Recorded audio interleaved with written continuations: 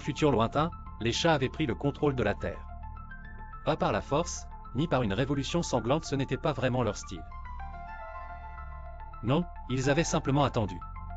Pendant des siècles, ils observaient les humains s'autodétruire par leurs propres contradictions, attendant le bon moment pour agir. Les catastrophes climatiques, les guerres incessantes et l'épuisement des ressources avaient laissé l'humanité exsangue. C'est à ce moment-là que les chats, avec leur sagesse silencieuse et leur patience légendaire, avaient pris les rênes. L'ordre des félins souverains, comme on l'appelait, n'était pas une dictature brutale. En fait, c'était l'un des régimes les plus bienveillants que la Terre ait jamais connu. Les chats, contrairement à leurs anciens maîtres humains, comprenaient que la domination par la peur et la force n'était pas une solution durable. Leur philosophie ?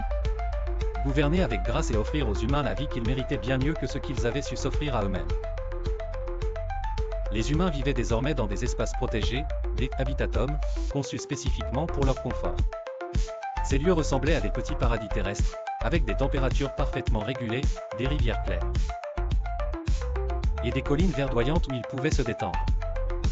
Fini les villes polluées et surpeuplées. Chaque humain avait son propre petit coin de paradis, un logement agréable, bien entretenu par les drones félins, et une nourriture abondante servie 3 fois par jour, toujours fraîche, toujours équilibrée. Pas de stress, pas de surmenage. Les chats veillaient à tout. Les humains n'avaient plus besoin de travailler. Les chats considéraient cette ancienne pratique comme une absurdité. Pourquoi forcer des créatures intelligentes à sacrifier leur temps et leur énergie pour des choses futiles? Désormais, ils étaient encouragés à passer leur temps comme ils le souhaitaient, méditer, lire, créer de l'art. Ou simplement, ne rien faire. Après tout, le repos était une activité noble pour les félins. Les félins avaient compris que l'esclavage était une invention humaine. Il n'y avait pas de besoin de coercition ou de domination brutale. Ils traitaient leurs anciens maîtres avec bienveillance et respect. Les chats avaient même mis au point un système d'éducation avancé, dispensé par des hologrammes, où l'histoire de la Terre, avant et après l'ordre, était racontée de manière équitable. On n'y cachait rien des erreurs humaines, mais on ne les jugeait pas non plus. C'était simplement du passé.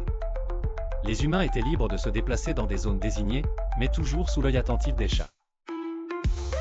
Ces derniers veillaient à ce qu'ils ne se blessent pas, qu'ils n'entrent pas en conflit entre eux, et qu'ils ne fassent pas, une fois de plus, des choix destructeurs.